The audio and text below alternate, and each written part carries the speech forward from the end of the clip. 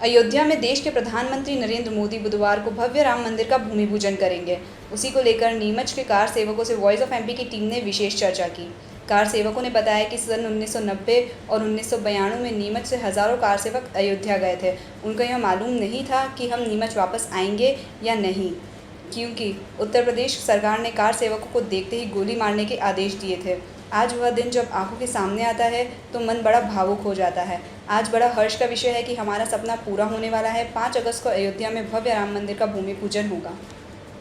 जब 1990 में हम लोग कार सेवा में गए थे, बारादरी से हमें नीमच की जनता ने तिलक लगाकर, दुपट्टा देकर, श्रीफल देकर और रवाना किया था। मुझे स्मरण आ रहा है कि मैं उस समय वाहिनी प्रमुख था। जयभान सिंह पवैया जी हमारे बजरंग दल के संयोजक थे। गुलाब चंद जी खंडेलवाल, अशोक जी सिहल, ऐसे अनेक लोगों के आह्वान पर हम कार सेवा में गए थे। लगभग 100 लोगों की वाहिनी थी जिसका मैं प्रमुख था। भाई लक्ष्मीनारायण विश्वकर्मा जी, मनीष चौरसिया जी, बेहुलाल किलोरिया, बाबूलाल जी, अनेक लोग, गट्टूलाल जी शर्मा, ऐसे अनेक लोग मेरे साथ में गए थे। और उस समय आगरा तक केवल ट्रेनें जा रही थी और उसके बाद हम 80 किलोमीटर पैदल चले थे। मुलायम सिंह की सरकार थी, भगवा देख के भड़क रही थी और हम लोगों को उन्होंने जेल में डाल दिया था। जब हम पैदल जा रहे थे तो आगरा जेल में लाकर डाल दिया था। उसी समय हमारे शहीद कोठारी बंधुओं पे गोली लगी थी। तो आज मैं उन्हें नमन करता हूँ। और मुझे याद है कि हमारे जब कार सेवक पैदल जा रहे थे, पाँव में उनके गोखरू चुभ रहे थे। रात में लोगों ने हमें निवास पे रोका था। हम लगातार पैदल 80 किलोमीटर पैदल चले थे और आज वह सपना साकार हो रहा है। 1992 में भी जब ये ढांचा ढाया गया था तब भी मुझे सेवा का अवसर मिला था और मैं उस समय भी सेवा के काम में लगा था। 1.25 रुपया दे दे भैया राम जी के नाम का, राम के घर में लग जाएगा पत्थर तेरे नाम का। उस समय हमने शिला पूजन किया, कार सेवा में गए और मेरी आंखों के सामने जब वो गिरे थे, जब वो वहाँ से ढांचा हटाया गया था, कई कार सेवक वहाँ से, परमानंद शर्मा, गजेंद्र शर्मा, ऐसे अनेक कार सेवक, विश्वकर्मा जी, अनेक ऐसे कार सेवक वहाँ गिरे थे। और भगवान की, राम की कृपा है कि वो सुरक्षित रहे। सबको लेकर मैं नीमच वापस आया। कर्फ्यू लग गया था, बहुत बड़ा वातावरण था वहाँ। मेरे स्वयं के समय, उस समय दारू वालों का केस हुआ था, मुझे मारा था तो मेरे हाथ पे पट्टा बंधा हुआ था। जब मैं नीचे खिसक के आया था तो पूरा मिट्टी में हो गया था। तो वो एक अद्भुत नज़ारा था। उसी समय गज्जू मार साहब, पथरोड़ जी, हम लोगों ने एक अस्थायी मंदिर का निर्माण किया था और वह अस्थायी मंदिर टाट और साड़ियों से और उससे भगवा रंग के कपड़ों से हमने बनाया था। वह आज अस्थायी मंदिर, आज 5 तारीख को हमारे देश के देव पुरुष प्रधानमंत्री माननीय नरेंद्र मोदी जी उसका ऐसा लगता था।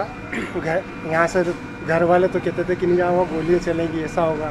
लेकिन फिर भी लड़कों में ऐसा उत्साह था कि घर वालों से लड़के निकले घर से और हजारों कार्यकर्ता कार से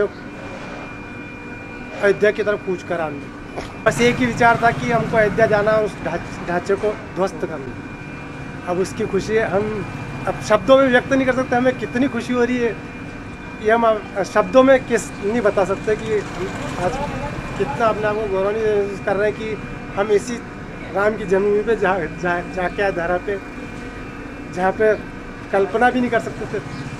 सन 90 की बात है। विश्व हिंदू परिषद और आरएसएस के आह्वान पर जब लाल कृष्ण जी आडवाणी रथ यात्रा लेके अयोध्या पहुँचे और उन्होंने कार सेवकों से आह्वान किया कि कार सेवा करने के लिए अयोध्या आया जाए, तब वहाँ पे मौलाना मुलायम सिंह की सरकार थी जिसका ये दावा था कि अयोध्या और उसके आसपास परिंदा भी पर नहीं मार पाएगा। लेकिन कार सेवकों का जोश इस कदर प्रबल था, उस समय नीमच से हम भी दिलीप सिंह जी परिहार के नेतृत्व में कम से कम हजारों लोगों की संख्या में यहाँ से निकले और अयोध्या की तरफ कूच करा। अद्भुत नज़ारा था। न कोई ठोर, न कोई ठिकाना, न कोई सुरक्षा, न कोई खाना, लेकिन फिर भी हर जगह जैसे ईश्वर ही, राम ही ईश्वर रूप में आगे से आगे व्यवस्था करते थे। कहीं से पैदल चल रहे थे, गांव से लोग निकल के आ रहे थे, कार सेवकों के लिए खाने की व्यवस्था कर रहे थे। कितनी मुश्किलें सहन करके 100 किलोमीटर प्रतिदिन पैदल चल के कार सेवक अयोध्या की तरफ कूच कर रहे थे। कार सेवा का दिन नज़दीक आता जा रहा था। मौलाना मुलायम के दावों की धज्जियाँ उड़ती जा रही थी। जिस दिन कार सेवा का दिन निश्चित था, लाखों की संख्या में लोग अयोध्या में प्रवेश कर चुके थे। बाबरी ढांचे की तरफ जब लोग कार सेवक कूच कर रहे थे तब मौलाना मुलायम ने अपनी मौलाना मानसिकता का प्रदर्शन करते हुए अनेकों हिंदू कार सेवकों के ऊपर गोलीबारी कर दी और सरयू का पानी लाल कर दिया। लेकिन उस बलिदान को व्यर्थ नहीं जाने दिया गया और आने वाले समय में 2 साल बाद फिर जब कार सेवा हुई, उस कलंक के ढांचे को गिरा के कार सेवकों ने साबित कर दिया कि उनकी निर्णय शक्ति और उनकी इच्छा शक्ति भगवान राम का मंदिर बनाने की किसी भी। बहुत आंदोलन चलते रहे हिंदू धर्म की रक्षा के लिए। और जब राम मंदिर का जब आंदोलन चला, जब हम 17-18 वर्ष के थे, तब उस समय आंदोलन पूरा चरम पर था। उत्साह में बहुत जोश था। आम आदमी से लेकर गांव हो, शहरी हो, जो भी हो, सभी पूरे उत्साह से उस आंदोलन में भाग लेकर कार सेवा में जाने के लिए आतुर रह रहे थे। तब विश्व हिंदू परिषद, RSS, बजरंग दल, भारतीय जनता पार्टी के आह्वान पर 1990 में कार सेवा करी थी। तब ये जो कार सेवाओं में हजारों कार सेवक जो अयोध्या की ओर कूच करे थे। उत्तर प्रदेश में मुलायम सिंह की सरकार थी, जब उसने कहा था कि एक भी परिंदा पर नहीं मार सकता, यहाँ कार सेवक तो आना दूर की बात है। लेकिन उसके बाद भी हजारों कार सेवक उलटकर अयोध्या की ओर गए थे। उस समय जब अयोध्या में कार सेवक घुसे, तब मुलायम सिंह यादव ने कई कार सेवकों को गोली मार दी थी। उस समय कहा जाता था कि सरयू का पानी लाल हो गया, लेकिन कार सेवकों ने उसकी चिंता नहीं करी और उस समय भी बाबरी ढांचे पर केसरिया पताका फहरा दी थी। उसके बाद 1992 में पुनः कार सेवा की शुरुआत हुई और पूरे हिंदुस्तान में ज़बरदस्त माहौल बना।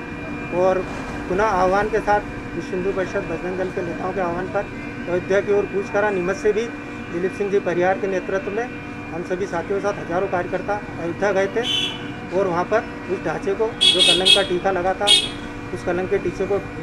नीमच से दीपक हदाविया की रिपोर्ट।